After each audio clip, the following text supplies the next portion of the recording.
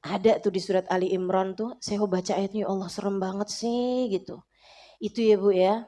Ah ini dia nih, ketemu langsung. Alhamdulillah. Nih, dengerin saya bacain. A'udzu billahi minasyaitonir rajim. Yauma tajidu kullu nafsin ma 'amilat min khairin muhdara wa ma 'amilat min su'in tawaddu law anna bainaha wa bainahu amadan ba'ida. Wa yuhadzirukumullahu nafsah. Wallahu ra'ufun bil 'ibad. Kata Allah, yauma tajidu kullu nafsin ma'amilat min khairin muhdara.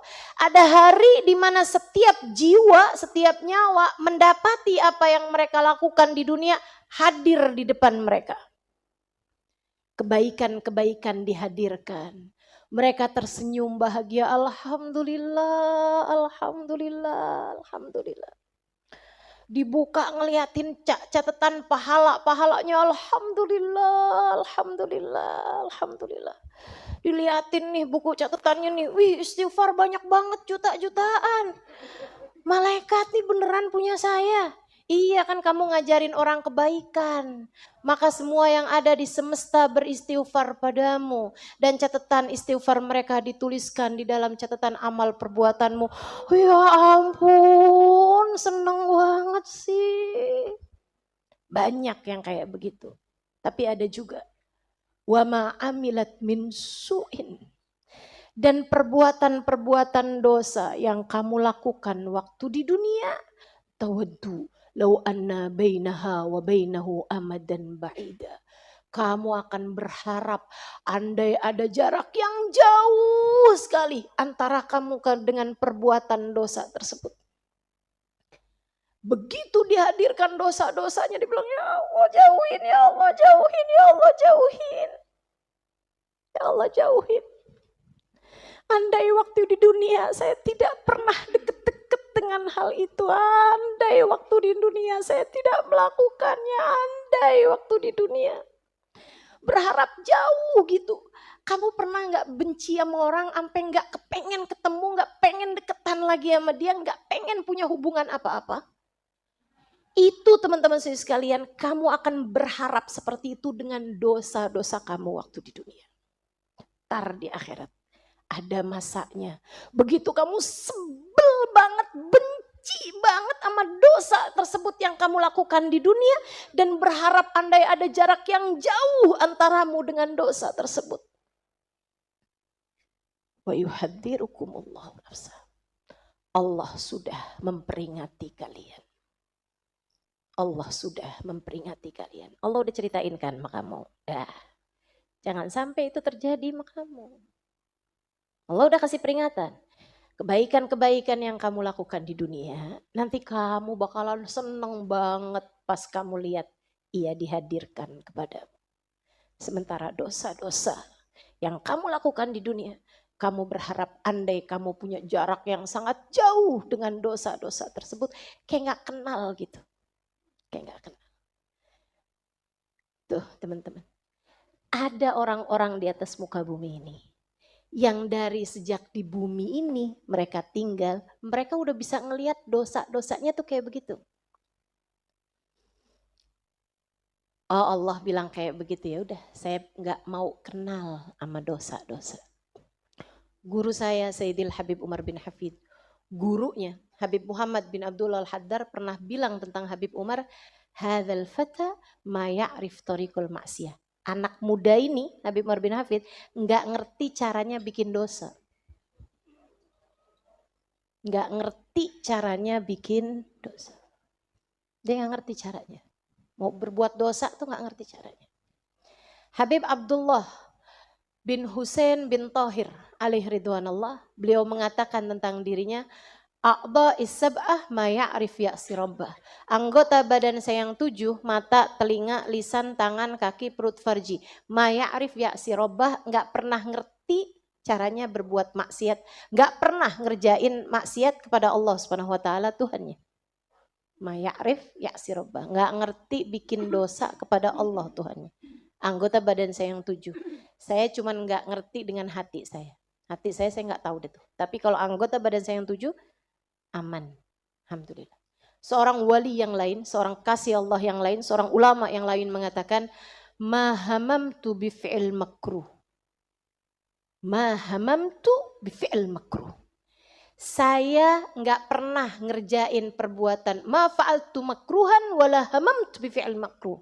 Saya nggak pernah ngerjain perkara makruh dan nggak pernah kepengen ngerjain perkara makruh, apalagi haram.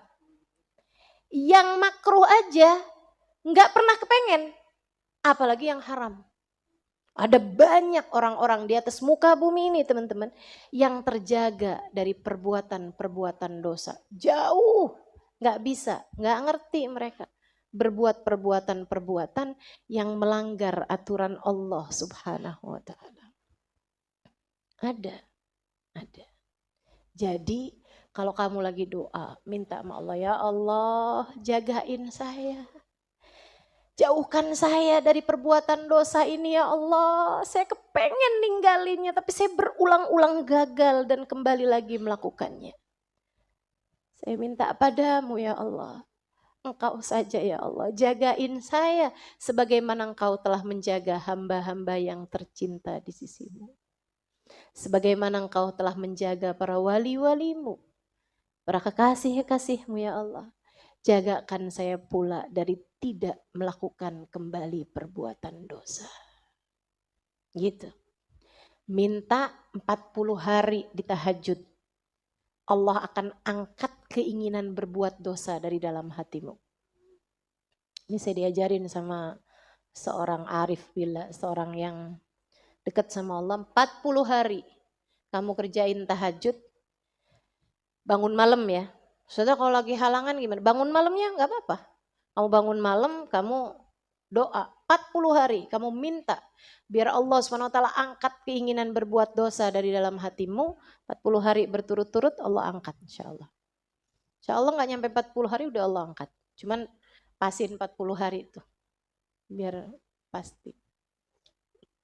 Minta sama Allah buat tinggalin dosa-dosa. Bu, saya banyak ketemu orang soleh.